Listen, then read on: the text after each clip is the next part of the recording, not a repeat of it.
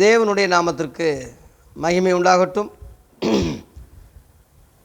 அப்போஸ்தலனாகிய பவுலின் மறுபக்கம் என்ற 1ஆம் பாகத்தில் 2ஆம் நம்பராக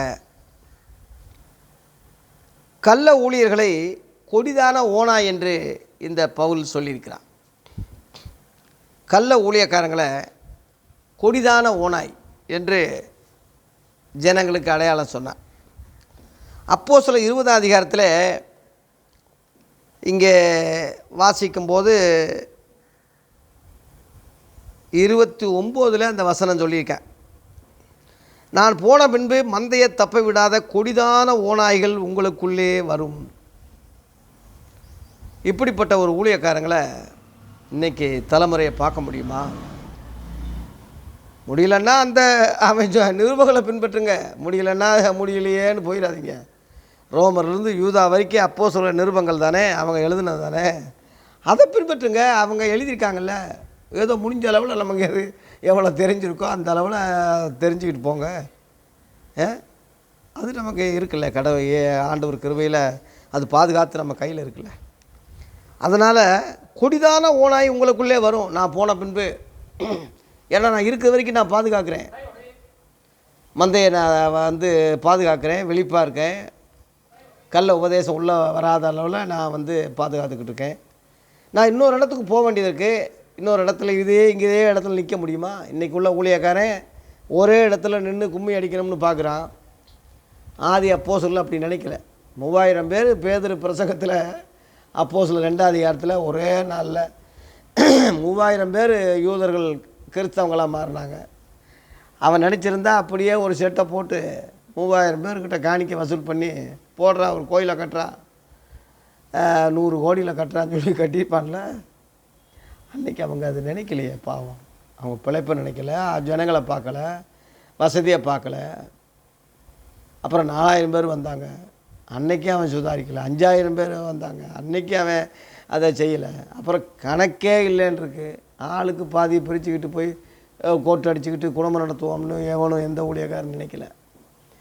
சத்தியத்தை பேசுகிறதுக்கு தான் இடந்தோறும் போய் அங்கே ரத்த சாட்சியாக சாகனம்னு தான் எல்லாம் துணிஞ்சாங்களே தவிர, இன்றைக்குள்ள நாதாரிக மாதிரி பிழைப்புக்காக ஒரு 10 பேரை வச்சுக்கிட்டு, ஒரு கூட்டத்தை வச்சுக்கிட்டு, 200 பேர் 300 பேரை வச்சுக்கிட்டு, 1000 பேர் 1,00,000 பேர் பெரிய சபை 10,000 பேர் கூடுது, 5,000 பேர் கூடுதுன்னு சொல்லி நாதாரிகளை போல் இன்றைக்குள்ள நாய்களை போல் அன்றைக்கி இல்லை. அதனால தான் கொடிதான ஓனாயின்னு கள்ள ஊழியர்களை மோசமான ஓனாயின்னு சொல்லி பவுல் சொன்னால், இயேசுவும் பச்சிக்கிற ஓனாயின்னு சொன்னார். மத்தேயு 7:15 ஆட்டுத்தோலை போர்த்தி கொண்டு உங்களிடத்தில் வருவார்கள், உள்ளத்திலோ பச்சிக்கிற ஓனாயின்னு சொன்னார். ஓனாயின்னே சொன்னார், எச்சரிப்பு. கள்ளத்திற்கதை செய்வது எச்சரிக்காருங்கன்னு சொல்லி அன்றைக்கி அவர் எச்சரித்தார். அந்த எச்சரிப்பு தான் இங்கே பவுல் இவனும் எச்சரிக்கிறான். இங்கே பாருங்கள் 28ஆம் வசனத்தில், ஆகையால் உங்களை குறித்து தேவன் தம்முடைய சுய இரத்தத்தினாலே சம்பாதித்து கொண்ட தமது சபையை மேய்ப்பதற்கு பரிசுத்த ஆவி உங்களை கண்காணிகளாக வைத்த மந்தை முழுவதையும் குறித்து எச்சரிக்காருங்க. எச்சரிக்கிறான் பாருங்களா. அந்த இயேசு என்ன எச்சரிப்பாரோ அதே எச்சரிப்பு தான் அப்போஸ்தலர் எச்சரித்தாங்க. இன்றைக்கி உள்ள ஊழியக்காரன் இயேசு சொல்கிற மாதிரி சொல்கிறானா? இயேசு பேசுகிற மாதிரி பேசுகிறானா? நான் இயேசுவை கிறிஸ்துவை பின்பற்றுறேன், என்னை நீங்கள் பின்பற்றுங்கன்னு சொல்லி 1 கொரிந்தியர் 11:1 சொன்னானே. இன்றைக்கி அப்படி சொல்ல துணிவு இருக்காவது சொல்ல முடியுமா? அதனால் அன்பானவர்களே, யாரும் இன்றைக்கி அனாதிகளாக நம்ம இருக்கிறோம். யாரும் நமக்கு வழிகாட்டி, எந்த பிஷப்பு நாயையும், எந்த மூத்த போதகரையும், எந்த ஸ்தாபனத்தையும், எந்த பைபிள் காலேஜையும் தயவுசெய்து பின்பற்றாதீங்க. எல்லாம் நாசம் பண்ணி கெடுத்துட்டான். இன்னும் கெடுத்துக்கிட்டு இருக்கான். கிறிஸ்தவ புறஜாதியிலிருந்து கிறிஸ்தவங்களாக வந்தவங்க எல்லாரையும் பின்னிட்டு யூதர்களாக இஸ்ரவேல் ஜனங்களாக மாற்றிக்கிட்டு இருக்கான். அது ஒரு பெரிய அபாயம். ஏன்னா அவன் வாயை திறந்தான்னா எல்லாம் 24 மணி நேரம் பழைய ஏற்பாட்டையே சொல்கிறதுனால அது ஒரு பெரிய அபாயம் இருக்குது. பழைய ஏற்பாட்டுக்காரங்க கிறிஸ்தவங்களை விட பூரணர்கள் அல்ல என்று எபிரேயர் 11ஆம் அதிகாரத்தில் 39:40 இருக்குது. அவர்கள் எல்லாரும் விசுவாசத்தில் நற்சாட்சி பெற்றிருந்தும் வாக்குத்தத்தம் பண்ணப்பட்டதை அடையாமல் போயிட்டாங்கன்னு இருக்கு. அவர்கள் நம்மை எல்லாமல் பூரணராகாதபடி 40ஆம் வசனம், நம்மை விட அவர்கள் பூரணர்கள் அல்லன்னு அங்கே போட்டிருக்கு. நம்ம என்ன கிறிஸ்தவங்க, அவர்கள்லாம் பழைய ஏற்பாட்டுக்காரங்க. கிறிஸ்தவங்களை விட பழைய ஏற்பாட்டுக்காரர்கள் பூரணர்கள் இல்லாத நிலைமையில் இருக்கிறதுனால பூரணம் இல்லாதவங்களை பூரணராக்கப்பட்ட கிறிஸ்தவங்களுக்கு மாதிரியாக அவங்களை இவங்க பின்பற்றும்படி போதிப்பது எவ்வளவு தந்திர வேலை, எவ்வளவு அறியாமல், எவ்வளோ தற்குறித்தனம், எவ்வளோ முட்டாத்தனமான போதனை, எவ்வளோ மடத்தனமான காரியம். எவன் விளங்குறான், எவன் கேள்வி கேட்குறான், எவன் அதை புரிகிறான். எபிரேயர் 12ஆம் அதிகாரத்தில் மேகம் போன்று இத்தனை சாட்சிகள்லாம் இருக்க எல்லாத்தையும் தள்ளி விடுங்க, பாரமான யாவற்றையும், பாரம்னா நியாயப்பிரமாணம் தான் பாரம், பழைய ஏற்பாடு, அதெல்லாம் தள்ளி விட்டு விசுவாசத்தை துவக்கிறவரும் முடிக்கிறமா இருக்கிற இயேசுவை நோக்கி புறப்பட்டு நமக்கு ஓட்டத்தில் பொறுமையாக ஓடுங்கன்னு அங்கே எபிரேயர் 12:1 இருக்குது. எவனுக்கு தெரியாது? இயேசு தொடங்குறாரு, இயேசு முடிக்கிறார். இந்த விசுவாசம் பழைய ஏற்பாட்டு விசுவாசம் வேறு, அது முடிஞ்சு போச்சு. அது நம்பப்பொழுது உறுதியும் காணப்படாதவங்க நிச்சயம். அதில் பழைய ஏற்பாட்டுக்காரங்க நச்சாச்சு பெற்றாலும் வாக்குத்தத்தம் பண்ணப்பட்டதை அடையாமல் போயிட்டாங்கன்னு சொல்லி அங்கே போட்டிருக்கு. அவங்கள விட நாம் பூரணர்கள். ஏன்னா இயேசு நமக்கு நேரடியாக விசுவாசத்தை தொடக்கிறாரு, அவரே முடிக்கிறார். இந்த விசுவாசம் என்ன விசுவாசம்னா, இயேசு கிறிஸ்துவ தேவகுமாரன்னு விசுவாசிக்கிற அந்த விசுவாசம்தான்.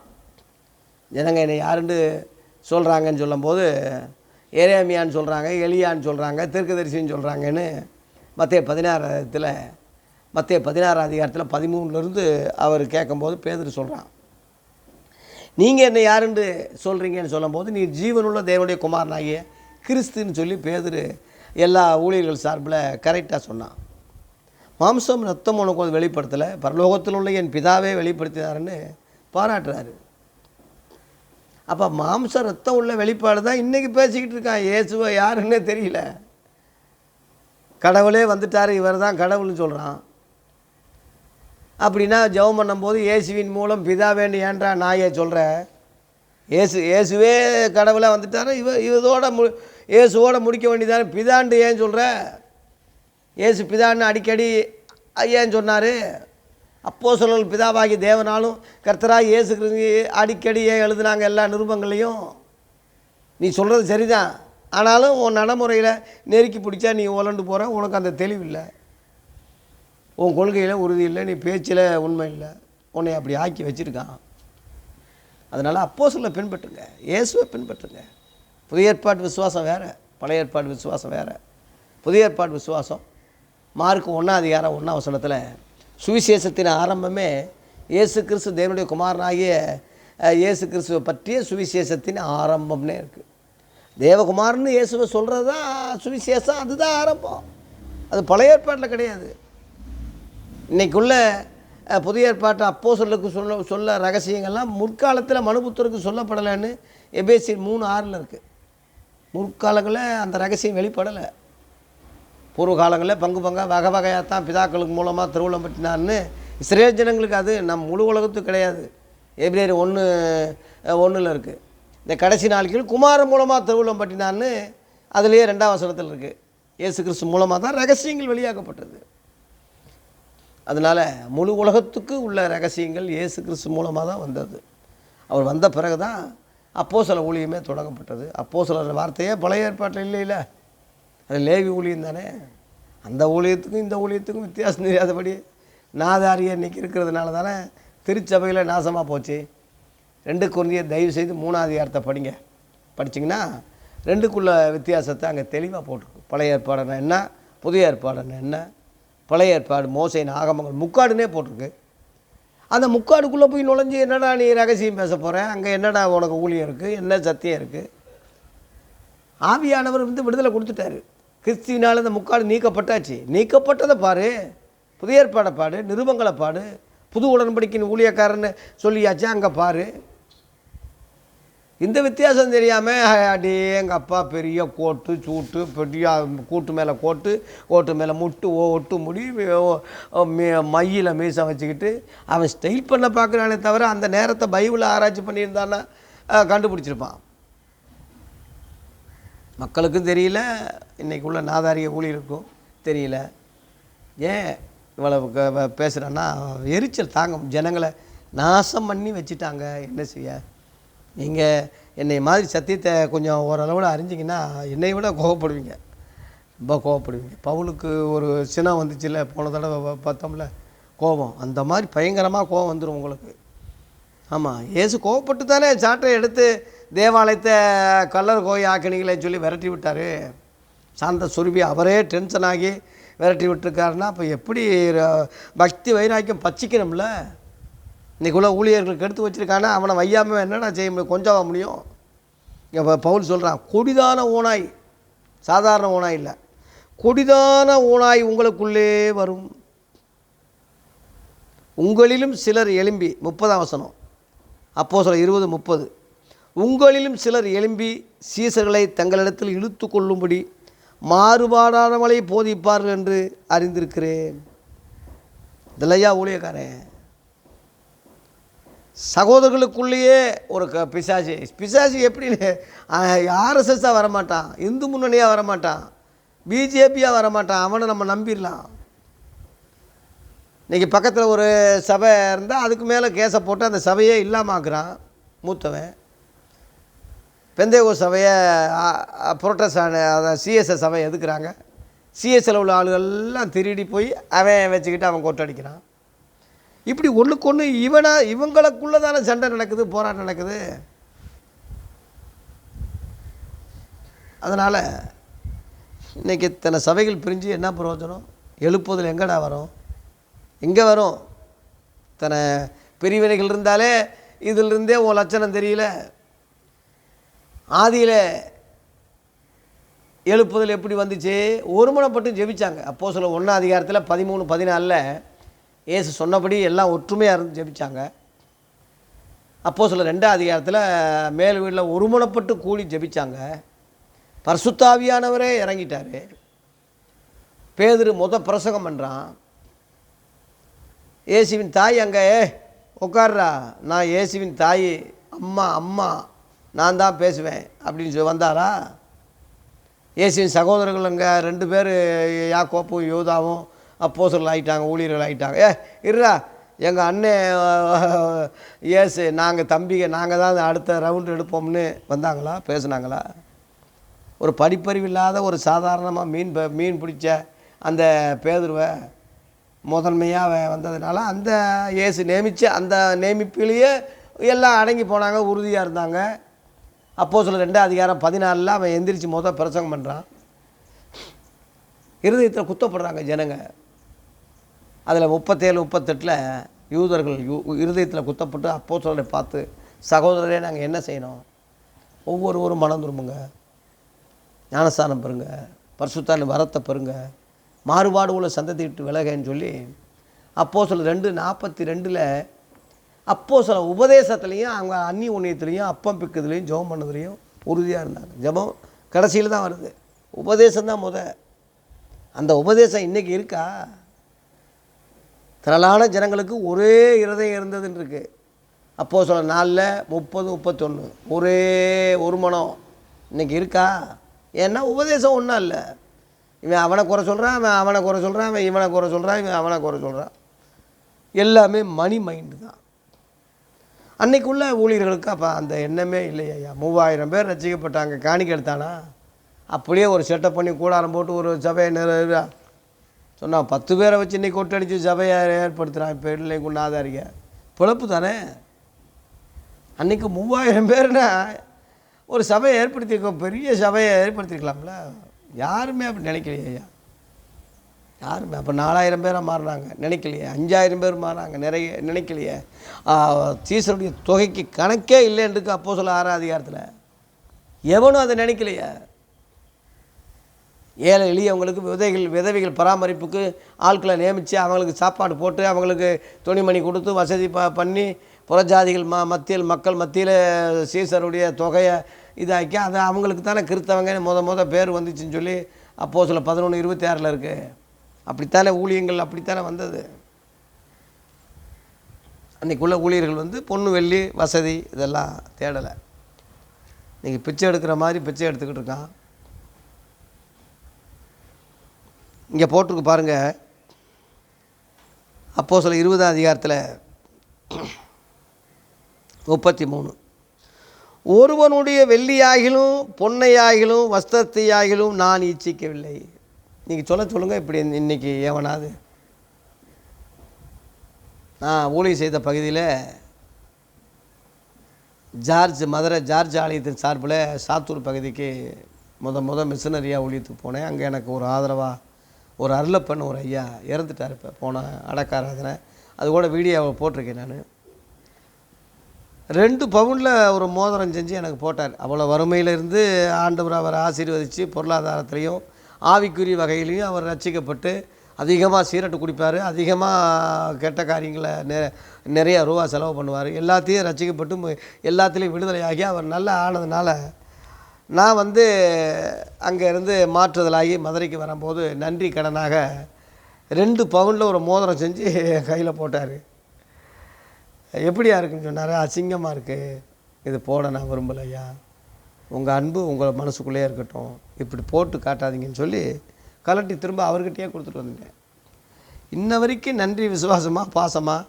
இப்போ போன வாரம் அவர் இறந்துட்டார். அடக்காராதனைக்கு இங்கே இருந்து போய் அங்கே அடக்காராதனை பண்ணிவிட்டு அந்த குடும்பத்துக்கு ஆறுதல் சொல்லிட்டு தான் வந்தேன். அதனால் நான் பவுலாகி விட முடியாது. ஒரு உதாரணம் சொல்கிறேன். பணத்தை சம்பாதிக்கணும்னா நானும் சம்பாதிச்சிருக்கலாம். எனக்குன்னு ஒரு வீடோ இடமோ, எனக்குன்னு ஒரு காரோ, எனக்குன்னு ஒரு எந்த வசதியோ நான் தேடலை. எனக்கு வந்த காணிக்கை முழுவதும் ஊழியத்தில் போட்டிருக்கேன், பத்திரிக்கையில் போட்டிருக்கேன், புஸ்தகங்களில் போட்டிருக்கேன். இன்னும் கர்த்தர் எனக்கு கொடுக்க ஊழியம் எல்லையை விரிவாக்கத்தான் நினைப்பேனே தவிர எனக்குன்னு எதையும் இல்லை. இப்போ தேவாலயத்தில் தான் கூடியிருக்கிறேன். எனக்குன்னு இந்த பூமியில் ஒன்றும் நான் சம்பாதிக்கலை, அந்த எண்ணமும் இல்லை.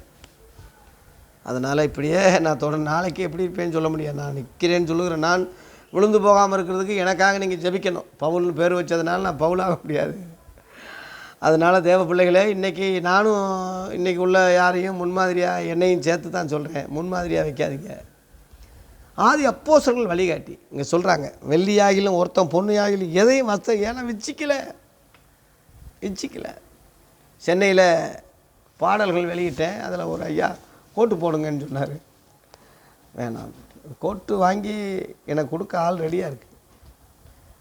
டை கட்டி கோட்டு போட்டு சட்டை போட்டு இருக்காங்க ஆள். உடனே இந்த டை அடித்து அப்படியே இளமையாக வாலிபனாக துள்ளி குளிக்கிறதுக்கு ஆள் ரெடியாக இருக்குது. அப்படி என்ன வேஷம் போட்டு நடிக்கணும்னு என்ன இருக்குது? மனுஷன் வேஷமாகவே ஏற்கனவே தெரிகிறான். அதில் ஒரு வேஷம் போட்டு சினிமா நடிக்கிற மாதிரி சிங்காரிக்கணும்னு என்னடா இருக்குது?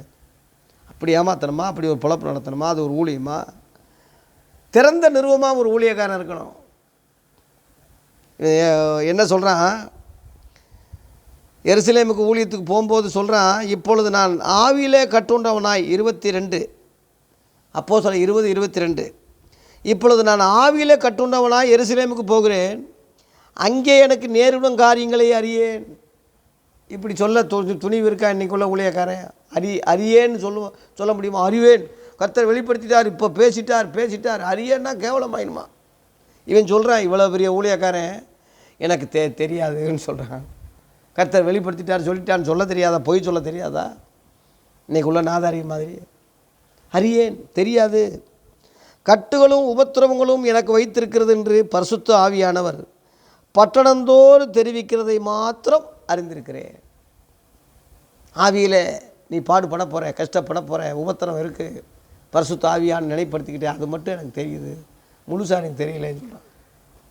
ஆயிலும் அவைகளில் ஒன்றையும் குறித்து நான் கவலைப்படேன், என் பிராணனையும் நான் அருமையாக எண்ணேன், என் ஓட்டத்தை சந்தோஷத்தோடு முடிக்கவும் தேவனுடைய கிருபையின் சுவிசேஷத்தை பிரசங்கம் பண்ணவும் படிக்க நான் கர்த்தராகி இயேசு கிறிஸ்துவினிடத்தில் பெற்ற ஊழியத்தை நிறைவேற்றவே விரும்புகிறேன்.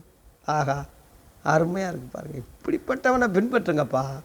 நான் பின்பற்றுறேன், நீங்கள் பின்பற்றுங்க. இயேசுவினிடத்தில் பெற்ற ஊழியம். இன்றைக்கி உள்ள ஊழியக்காரங்கிட்ட சொல்லுங்கள், நான் அந்த ஐயா எனக்கு மூத்த போதவர், அந்த சாவனம் தான் என்னை நடத்துச்சு, இந்த தலைவர் தான் எனக்கு தலைவர், இந்த பைபிள் காலேஜ் தான் எனக்கு சொன்னது, இவர் தான் எனக்கு மூத்த போதவர்னு சொல்லி செத்து போகிற ஒரு மனுஷனை கேவலமான ஒரு ஜனங்களை சொல்லுவாங்க. அவங்கள நான் குறை சொல்லலை. அவங்கள ஏன்டா மாதிரியாக வைக்கிறீங்க? நம்ம ஊழியம் இயேசு கிறிஸ்துவுடைய பெற்ற ஊழியம், அவரால் பெற்ற ஊழியம். அவர் தான் தலைவர், அவர் தான் நமக்கு பிரதான மூப்பர், பிரதான அப்போஸ்தலர், அவர் தான் பிரதான மேப்பர், போதகர், எல்லாமே அவர் தான். நம்ம எல்லாம் சகோதரர்கள், மற்றவங்கெல்லாம் சகோதரர்கள், ஈக்குவல் தான். ஒன்றுக்கு ஒன்று உயர்ந்தவன் தாழ்ந்தவன் கிடையாது. எவனும் ஒரு சகோதரத்துவமாக ஒரு ஆவிக்குரிய வகையில் சிநேகத்தனமாக அன்பாக பழகிறது. இதை தவிர உயர்வுன்னு சொல்ல போய் தானே உன்னை நான் வைய வேண்டியது இருக்குது. என்னடா உயர்வு? என்னை விட நீ என்ன உயர்வு? உன்னை விட நான் என்ன தாழ்ந்தவன் சொல்லு. இயேசு பச்சைபாதம் பார்க்கலையே, சீசருடைய காலெல்லாம் பிடிச்சி கழுவுனார். உங்களுக்குள்ளே பெரியவன் சிறியவன் சொல்லாதீங்க. போதகர் ஆண்டவர்ன்னு என்னை சொல்கிறீங்க, நானே உங்கள் கால்களை கழுவி சொன்னால் நீங்களும் ஒருவர் கால்கள் ஒருவர் கழுவுங்கன்னு அப்பேற்பட்ட தேவகுமாரனே தன்னை மாதிரியாக காட்டினாரே. அது தெரியலையா உங்களுக்கு? புரியலையா? தயவுசெய்து அந்த மாதிரியை நோக்கி பாருங்கள், அந்த எண்ணத்தை நோக்கி பாருங்கள். அந்த சிந்தை தான் அப்போஸ்தலருக்கு இருந்தது. அதனால் அவரால் பெற்ற ஊழியம். இன்றைக்கி யாராவது இப்படி சொல்ல முடியுமா? சொல்லுவீங்களா? சொன்னால் நல்லா பிழைச்சிக்கிருவீங்க, சொன்னால் ஆண்டவருக்கு நல்ல பேர் வாங்கிடுவீங்க. இந்த உலக காரியம் என்னடா நம்ம எடுத்துகிட்டு போக போகிறோம்? கோடிக்கணக்கில் பணம் வச்சு கொரோனா நோயில் எத்தனை பேர் செத்தாங்க? எவ்வளோ பங்களா ஏசி இருந்து என்ன செய்ய? நீ என்ன அள்ளிட்டு போக போகிற? சாவு உறுதி தானே, சாகுறது உண்மை தானே. அந்த சாவில் உன்னை என்ன வச்சு புதைக்க போகிறாங்க சொல்லு. நாயை, முட்டா பையனை, நல்ல பேரை சம்பாதி, பரலோகத்தில் பொக்கிஷங்களை சேர்த்து வை, கர்த்தருக்கு உண்மையாக இரு, விட வேண்டியதெல்லாம் விடு. இன்றைக்கி செத்தாலும் பரலோகத்துக்கு போயிடுவேன் நிச்சயத்தை உடையவனாக இரு. நாளை என்பது நம்ம நாள் கிடையாது, சாகிறது உறுதி தானே. இந்த உலகத்தை நீடித்த நாட்களாக இருக்க முடியுமா சொல்லுங்கள்? நிலையான நகரம் நமக்கு இங்கே இல்லை, வரப்போகிறதே நாடி தேடுகிறோம்னு எபிரேயர் 13:14 இருக்குது. நம்முடைய குடியிருப்பு பரலோகத்தில் இருக்கிறது. அங்கேருந்து கர்த்தராக இருக்கிற இயேசு கிறிஸ்து இரட்சகர் வர நம்ம எதிர்பார்த்துட்டு இருக்கிறோம்னு பிலிப்பியர் 3:20 இருக்குது. இந்த உலகத்தில் உள்ள காரியங்களை இம்மைக்காக பாடுபடுறது, வயிறு தான் தெய்வம்னு சொல்கிறது, இந்த உலக காரியங்கள் முழுவதும் அழிஞ்சு போகும்னு அதிலேயே 19ஆம் வசனத்தில் போட்டிருக்கு. அப்படிப்பட்ட ஊழியக்காரனை நாயின்னு போட்டிருக்கு. அதில் 3ஆம் அதிகாரம் பிலிப்பியர் 3:2 அந்த நாய்களுக்கு, அந்த பொல்லாத வேலைக்காரனுக்கு எச்சரிக்கையாக இருங்க. அந்த நாய், அந்த தான் நாயின்னு சொல்கிறேன் நான். கழுவப்பட்ட பன்றி சேற்றில் போகிறோம், நாய் கக்குனதை தின்னும். 2 பேர் 2:22 அந்த அடிப்படையில் தான் நான் இந்த நாய்கள்லாம் புறம்பே இருப்பாங்கன்னு வெளிப்படுத்தல 22:15 போட்டிருக்கு. இந்த நாய்கள் முழுவதும் பரலோகம் போக முடியாது. இன்றைக்கே தெரிஞ்சிட்டா நீ நல்ல செம்பரியாடாக மாறிடுவ, நாய் குணம் மாறிடும். நீங்கள் நாயாகவே இருந்தால் புறம்பா போட்டிருக்கு. வெளிப்படுத்தல 22:15 போட்டிருக்கு. நாய்களும் சுனியக்காரரும் மந்திரவாதிகளும் பொல்லாத ஆளுகள்லாம் புறம்பே தான், எவனும் பரலோகம் பண்ண முடியாது. தயவு செய்து இன்றைக்கி திருந்திரு, பவுலை பின்பற்று, அப்போஸ்தலரை பின்பற்று. என்னை நான் சொல்லலை, என்னை நானும் உன்னை மாதிரி சகோதரர் தான், ஏதோ பேசுகிறேன் அவ்வளோதான், மற்றபடி எனக்குன்னு ஒன்றும் இல்லை. அதனால் மாறுபாடானதை போதிக்கிற கொடிதான ஓநாய்களைப் போல உள்ள கள்ள ஊழியர்களுக்கு நம்ம எச்சரிக்கையாக இருப்போம், மந்தையை பாதுகாப்போம். உங்களை குறித்து நீ எச்சரிக்கையாக இருப்போம். நிற்கிறேன்னு சொல்லுகிற நான் விழுந்து போகாதபடி எச்சரிக்கையாக இருப்போம். இயேசு சீக்கிரம் வரப்போகிறார், மந்தையை பாதுகாப்போம், நம்மையும் பாதுகாப்போம், கள்ள ஊழியர்களை அடையாளம் கண்டு கொள்வோம். பவுலுடைய மறுபக்கம் என்ற தலைப்பில் இந்த 2வது பகுதியை நிறைவு செய்கிறேன். நாளைக்கு 3வது படிப்போம். கர்த்தருக்கு நன்றி, மகிமை, ஸ்தோத்திரம்.